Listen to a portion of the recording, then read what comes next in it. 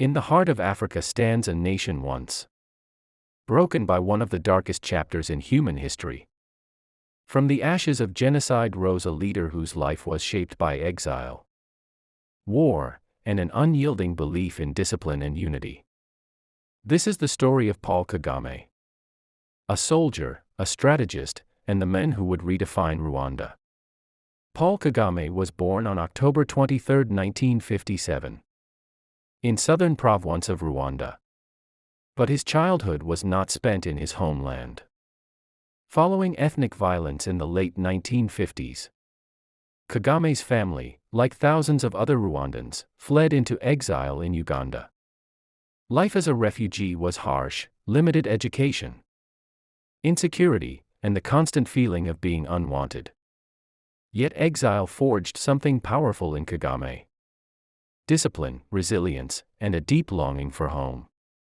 As a young man, Kagame joined Yoweri Museveni's National Resistance Army, NRA, in Uganda. He quickly distinguished himself as intelligent, disciplined, and strategic. His military potential earned him advanced training, including studies at the U.S. Army Command and General Staff College in Fort Leavenworth, Kansas. These experiences sharpened his leadership philosophy. 1. Strategy over chaos. 2. Discipline over emotion.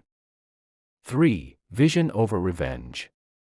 In 1990, Kagame became a central figure in the Rwandan Patriotic Front, RPF, a movement of exiled Rwandans determined to return home. When the RPF leader Fred Rwigema was killed early in the struggle, Kagame took command. What followed was a complex civil war, a war that would soon be overshadowed by unimaginable tragedy. 1994, the genocide against the Tutsi. In April 1994, Rwanda descended into horror. In just 100 days, more than 1 million Tutsi and moderate Hutu were brutally murdered. As the world watched, and largely failed to act, Kagame led the RPF in a decisive military campaign that ended the genocide. It was not a victory celebration. It was a moment of profound loss, responsibility, and national trauma. After the genocide, Rwanda faced destroyed institutions, orphaned children, deep ethnic wounds, and shattered economy. Paul Kagame became Vice President and Minister of Defense, and in 2000, he became President of Rwanda. His mission was clear: never again. Kagame's leadership is defined by strong central authority, zero tolerance for corruption, emphasis on national unity over ethnic identity. Under his leadership, Rwanda focused on reconciliation through Gacaca courts, security and stability, technology and innovation, women's empowerment. Rwanda now has one of the highest percentages of women in parliament globally. Kigali transformed into one of Africa's cleanest and safest cities.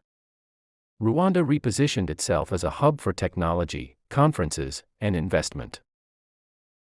Paul Kagame's legacy is inseparable from Rwanda's transformation. From a nation synonymous with genocide, Rwanda has become a symbol of post-conflict recovery, a case study in strong state rebuilding, a model of African-led solutions. Paul Kagame changed Rwanda's trajectory forever.